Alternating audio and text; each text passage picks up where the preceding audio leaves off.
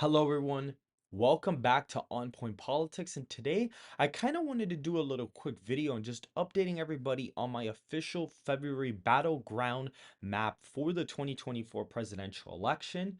If you guys do enjoy the video, please hit that like button, subscribe to the channel, and turn on the post bell notifications so you don't miss another video that I post.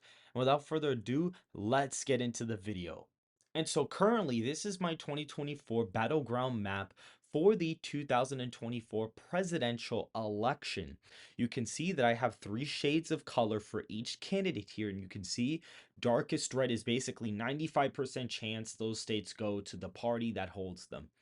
Now, for the second shade, it is more of a kind of a like a 60+% chance that the parties hold on to them. And yes, I've put New York, Illinois into that category of, 60 something percent. And then more than likely, the last shade is a 55% chance of each state going to the party that holds them.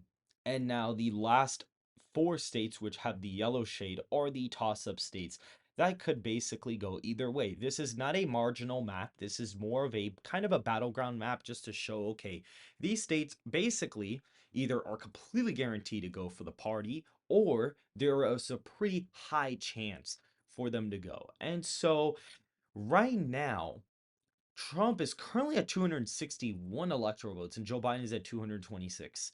Yes, you heard me correctly. Donald Trump is currently at a 261 electoral college votes as of right now. If you look at this map, you may say, okay, well, Trump's not really guaranteed Georgia or Wisconsin because he lost them last time and he barely won Wisconsin in 2016, and then Michigan, or maybe Georgia, it's like, okay, he won it by 5 in 2016, lost it by barely anything in 2020. So that means the state is shifting to the left. So you guys may be like, whoa, what's going on here? Guys, I'm making this video because it is becoming slowly and slowly apparent that we may get to a point where it just may mathematically be impossible for Joe Biden to win re-election.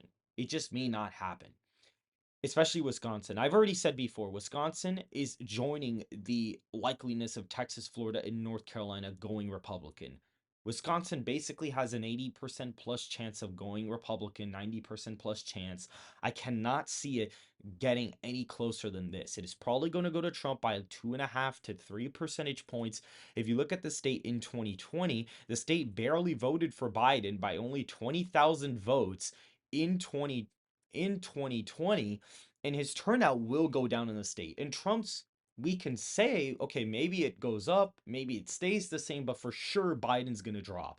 His approval rating on the election day was 52% and is now currently sitting around 40 to 42% depending on you ask. So that's a 12-point decrease from election day. And this state has mostly been trending to the right for the most part. Ron Johnson still held on in a pretty bad year for Republicans, and he is a more MAGA-ish kind of Republican.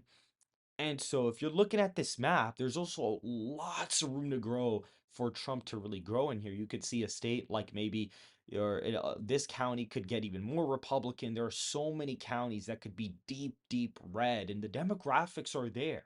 This is a very, white populated state. Not a lot of, that's also the thing, guys. There's not a lot of Hispanic and African American voters here. So if Trump can just kind of really improve with the white working class vote, it shouldn't really be a problem. An area like Madison, the turnout might be down for Biden. The turnout's probably going to be down in Milwaukee for Biden. And so, because of this, no matter if Biden's approval rating goes back up, I just can't see him winning Wisconsin. I cannot see him winning it again. Even if Trump loses the election, I cannot see him winning Wisconsin.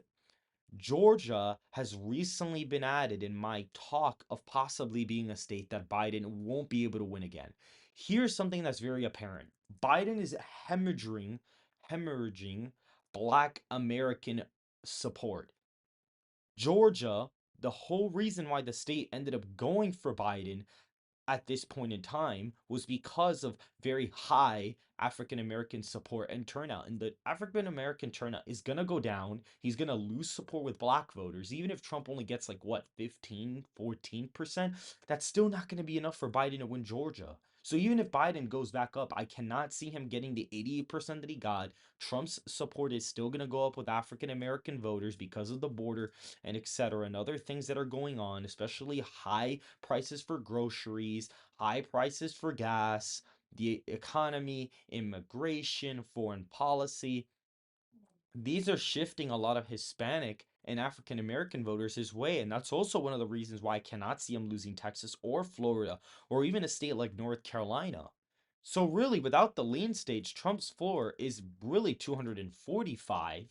But now, honestly, Georgia is almost at the point where I cannot see him going to win it. I think Trump's, maybe, okay, let's say Trump's not going to get this number again. Let's say maybe he doesn't get it, for example. Let's say he just doesn't.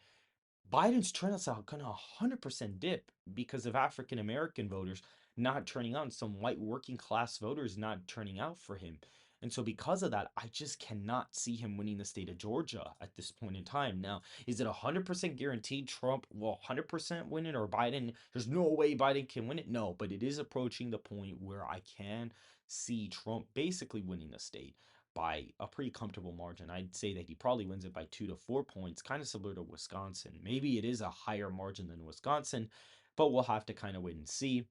Virginia, New Hampshire, and Minnesota are in this lean category. They are not the closest states, but they are for sure not in the likely or safe Democratic column at this point in time. I do not think they would necessarily be there. And so you could really see Arizona, Nevada, Michigan, and Pennsylvania are going to be going this way. Now, what I can say, guys, is that clearly right now I have my prediction at it's probably going to end up being a Donald Trump 312 electoral college prediction. However, I think one of the more likely scenarios could be that maybe Biden just straight up wins Arizona and maybe barely holds on to Nevada and gets the electoral college.